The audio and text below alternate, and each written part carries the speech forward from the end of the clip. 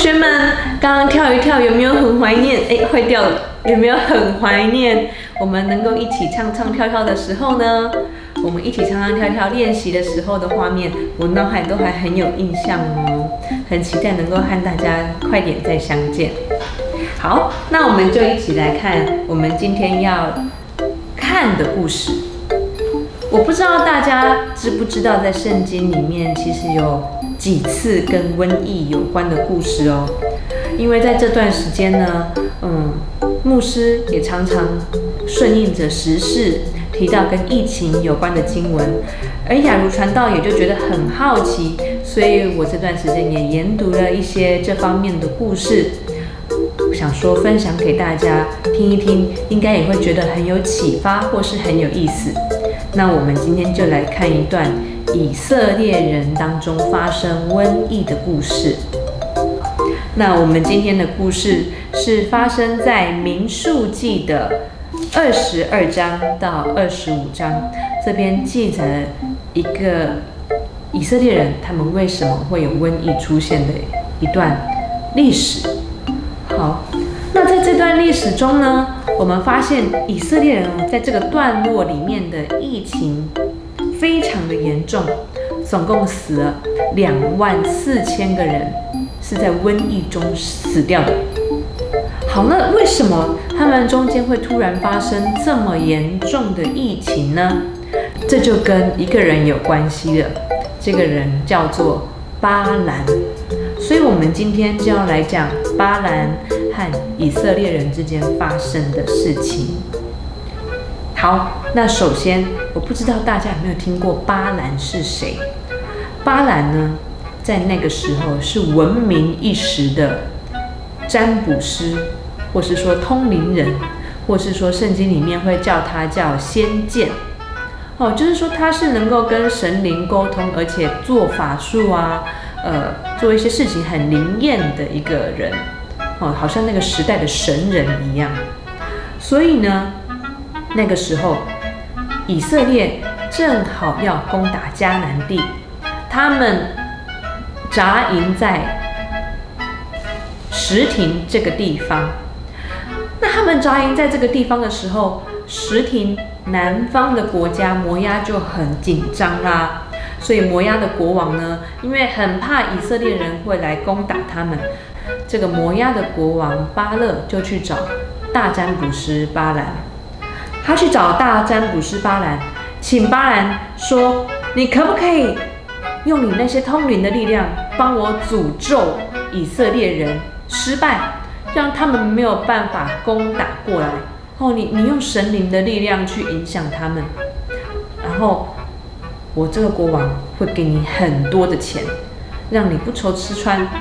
所以你一定要帮我。”那这个通灵人巴兰呢，他当然能不能这样做，他要先问一下神灵愿不愿意啦。所以他就开始用一些法术来占卜了。他占卜的时候，他发现耶和华跟他说话了。他说：“你不可跟他们去，也不可咒诅这百姓，因为他要祝福以色列人。”所以巴兰就拒绝了摩押王。结果没想到摩押王呢，他没有办法接受，他觉得说一定是钱不够多，所以他又派了人再一次再去找这个占卜师巴兰，说：“我给你更多的钱，求你来帮我。”结果大家猜巴兰愿不愿意？我们不知道，对不对？圣经里面说他呢就很谦和的说，他能不能去也要看神灵怎么说。所以呢，那天晚上他又再一次占卜行法术来跟神灵对话。结果那一次呢，耶和华跟他说话了。耶和华跟他说：“如果呢摩押王的这些人来求你，你就跟他们去吧，只是你必须照着我对你说的话去做。”巴兰要听耶和华的话做，他才可以去哦。这个时候巴兰一定很开心，因为他只要能去，他就能够领到非常可观的报酬。所以隔天一早，他就很开心的骑着他自己的驴子，跟着这些摩押王的使者们，回去了，回去到他们摩押地的地方。结果没想到在路上的时候发生了一件怪事，就是呢，巴兰的驴子骑到一个地方的时候，它竟然完全不动了。那为什么完全不动了呢？很奇怪啊。巴兰就很生气啊，哇！我要去做事情，为什么你不动了？于是他鞭打那个驴子，那个驴子越是要往前，越是逃避，就是完全不动。结果巴兰打了这个驴子3次，甚至威胁说：“你这只臭驴子，你再不往前，小心我把你杀了。”没想到他这样威胁驴子之后，驴子竟然开口说话。他开口说：“我向你做了什么？你竟然这样打我3次！”哇！然后巴兰呢，他那个时候竟然也不觉得他的驴子说话很奇怪，所以呢就回答说：“你为什么不这样子戏弄我，不让我继续往前呢？”我就很生气。结果那一刻，忽然巴兰的眼睛看到了一个东西，他看到原来他和驴子的前面有一个耶和华派的天使，拿着刀站在他们前面呢，好像要警告，好像很恐怖、很威严的样子哎。这个天使呢，就跟巴兰说话啦：“你为什么要3次打你的驴子呢？我站在这里是要警告你哦，你必须照我所说的话去做。”所以其实天使是带着很严肃的信息要巴兰去听的。好，那巴兰经过这件事之后呢，他就乖乖的，照着天使的话，更谨慎敬畏的要去摩押地。大家有没有觉得很奇怪？为什么一个通灵的人，一个法术高强的人，他的驴子都已经看到上帝的天使了，但他自己巴兰自己却看不到呢？有人说，这是因为巴兰他那个时候心里已经满脑子都想着钱财，满脑子都想着他要得到报酬，所以他忽略了从天上来的一些警告，或是警告他要听上帝的话的声音。所以我们可以看见贪婪还有贪心是怎么样帮助一个有灵力的人，以这样子的生活为生的人，他的眼睛变得盲目。还好他的驴子有看见耶和华的使者要跟他们说的事情，不然巴兰往前走，那不是就让上帝更不开心了吗？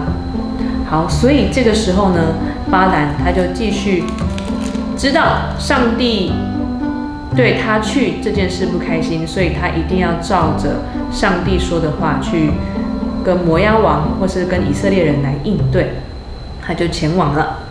好，于是巴兰见到了摩押王，摩押王呢就邀请他到高山上。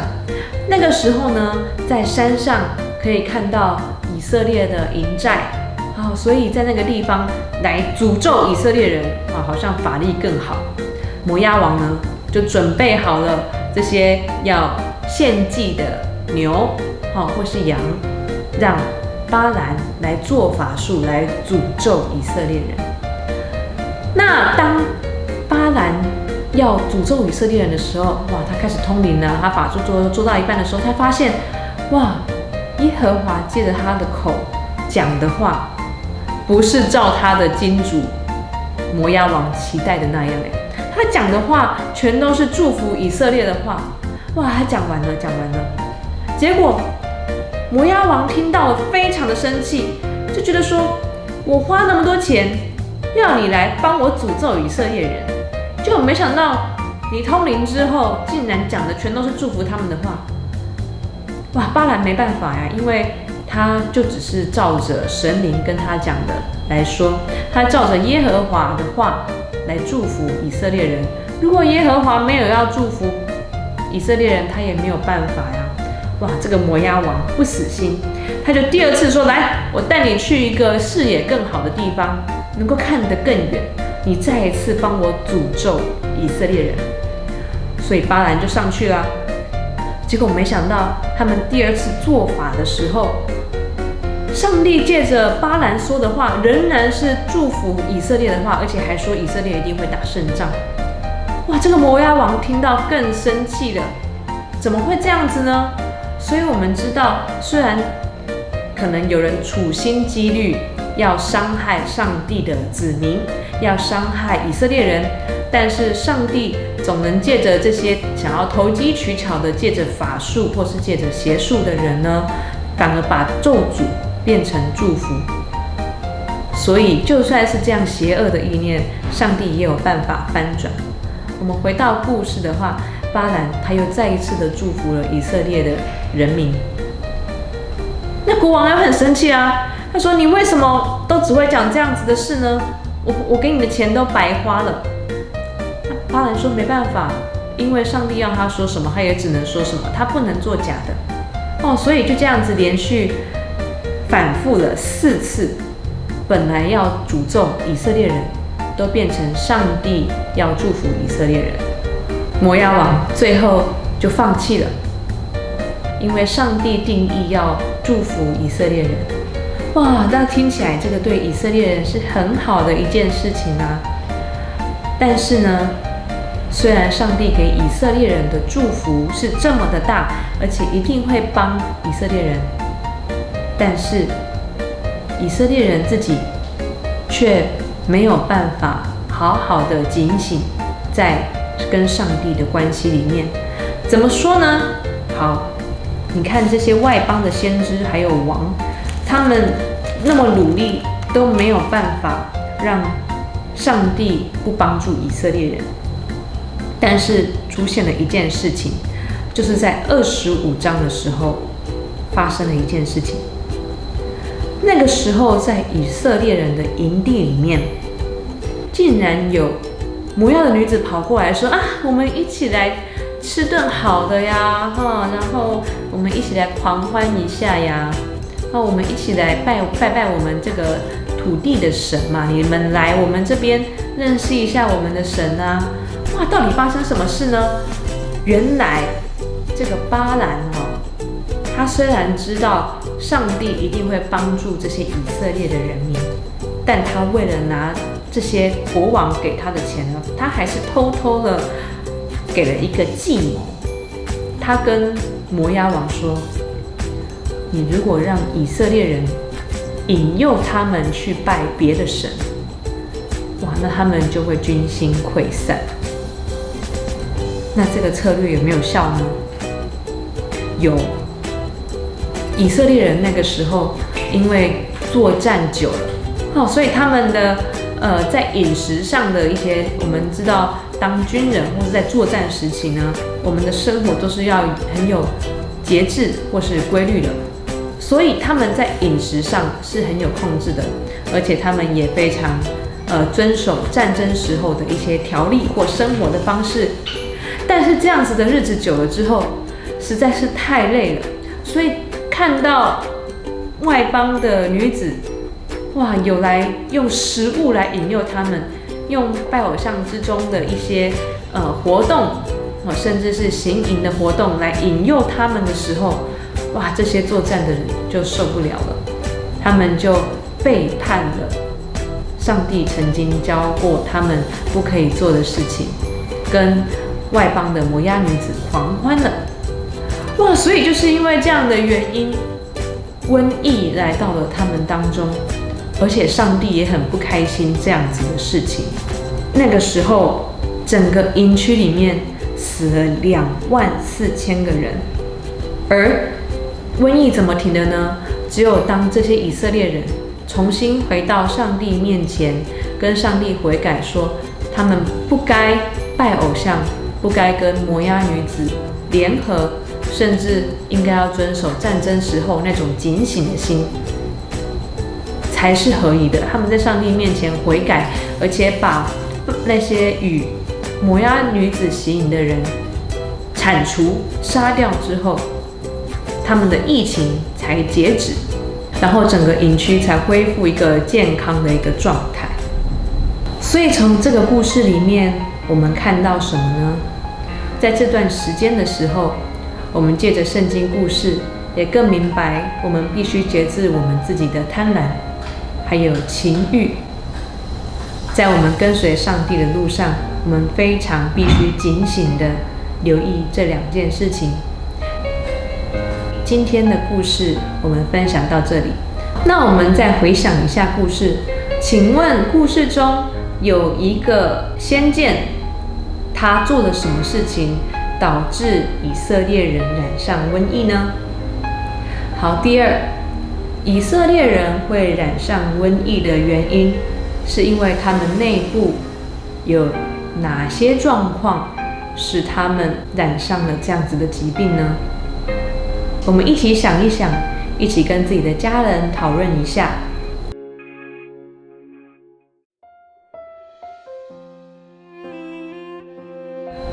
邀请我们在等一下的音乐声中，我们还是预备自己的心来做每周的奉献，作为我们敬畏上帝的一个表现。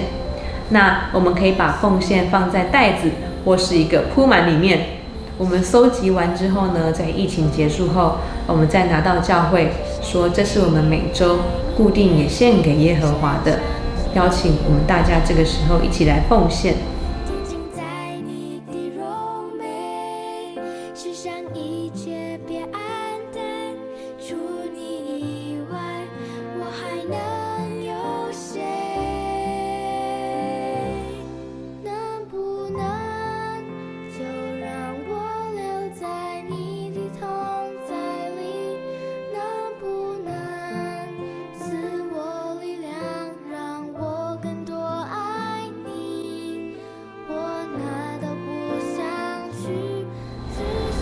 亲爱的天父，在疫情的这段时期，我们也学习到了过往很多跟瘟疫有关的故事。主耶稣，从这些故事里面，我们知道我们人性的软弱是倾向背叛你的，我们很容易因着贪婪或是情欲来背叛你。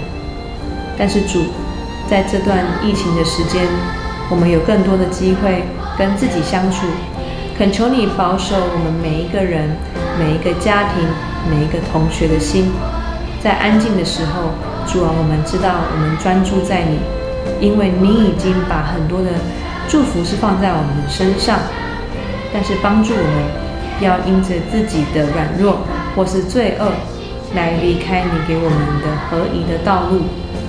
愿你的话语给我们力量，也给我们勇气，知道只要我们诚心在你面前悔改，你必定都是会在丰富的陪伴我们、医治我们、怜悯我们的。愿你把这样子的大能时常放在每个家庭当中，放在每位同学的日常生活中。谢谢你，我们将祷告是奉耶稣基督的名，阿们。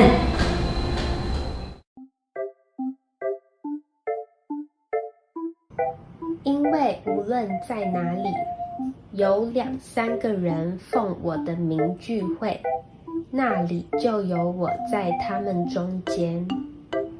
马太福音18章20节。因为无论在哪里，有2、3个人奉我的名聚会，那里就有我在他们中间。马太福音18章20节。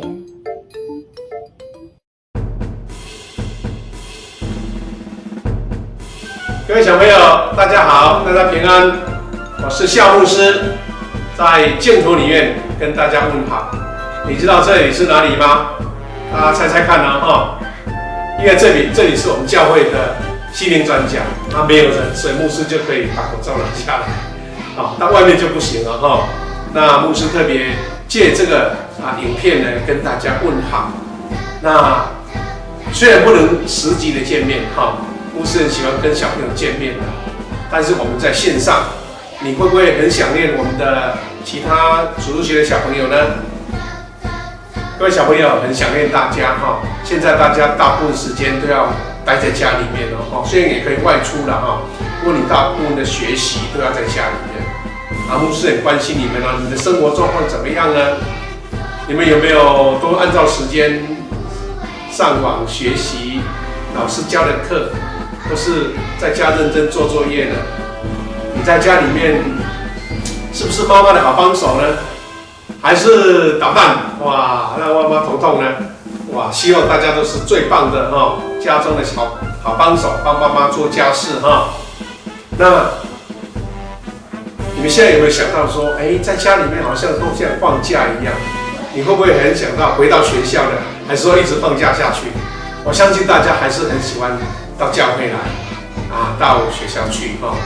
不过现在是非常时期啊，所以大家要调整自己的生活作息哦，让自己的生活作息非常好，非常的健康哈。那小朋友，我们在每一个礼拜天呢，都会做礼拜。